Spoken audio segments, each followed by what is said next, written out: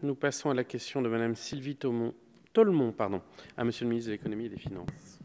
Merci, Monsieur le Président, Monsieur le Secrétaire d'État. Tout d'abord, je salue votre présence, mais permettez-moi de regretter l'absence du ministre de l'Économie et des Finances, Monsieur Bruno Le Maire, que j'ai saisi dès le 11 janvier sur le sujet qui m'amène devant vous aujourd'hui, à qui j'ai adressé un courrier pour lequel je n'ai à ce jour aucune réponse.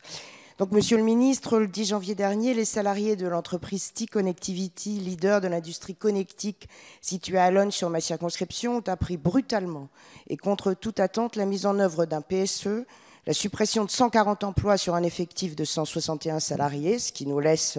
envisager à terme la fermeture du site, et la délocalisation des activités en Pologne et au Texas. Cette société présente pourtant depuis 2018, en particulier, des indicateurs d'activité très positifs, avec un carnet de commandes qui augure de bons résultats, le maintien et l'accroissement de nombreux contrats avec les leaders en matière de transport tels que la SNCF, la RATP et Alstom, et le développement de produits innovants en partenariat avec de grandes sociétés telles que Siemens et Kawasaki. Sa bonne santé financière a de plus été consolidée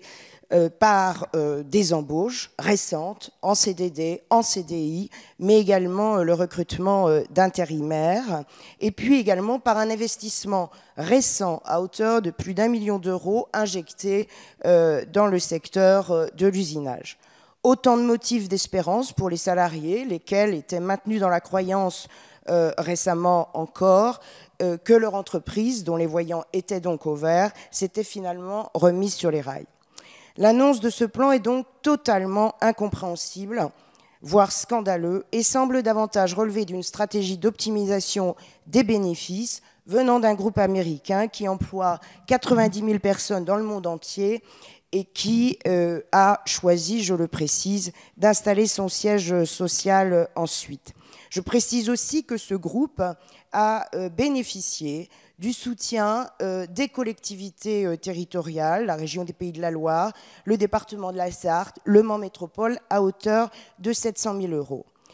Mais au-delà du sort de l'entreprise, cette fermeture représente la perte d'un savoir-faire qui fait aujourd'hui de ce site un pôle d'excellence reconnu par les grands donneurs d'ordre qui, je le précise aujourd'hui, sont assez mécontents de voir cette délocalisation. Donc, Monsieur le ministre, première question, quelles mesures urgentes le gouvernement entend prendre pour soutenir les intérêts des salariés T-Connectivity, préserver le savoir-faire de cette entreprise? Et puis, deuxième question, que comptez-vous faire pour que ce type d'entreprise cesse enfin de se comporter en prédateur et répande devant les collectivités qui les ont soutenues de leurs décisions de délocalisation et de suppression d'emplois? Merci.